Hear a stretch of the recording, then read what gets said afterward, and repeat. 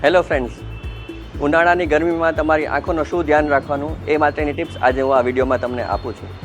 સૌપ્રથમ તો જ્યારે ભર ઉનાળે બપોરે 12 થી 4 વચ્ચે ખૂબ જ તડકો અને ગરમ લૂ લાગતી હોય ત્યારે તમારે આંખની પ્રોટેક્શન માટે ડાર્ક ગોગલ્સ સાઈડથી પેક થઈ જાય એવા પહેરવા જોઈએ, તો જેનાથી આંખને ગરમી ન લાગે.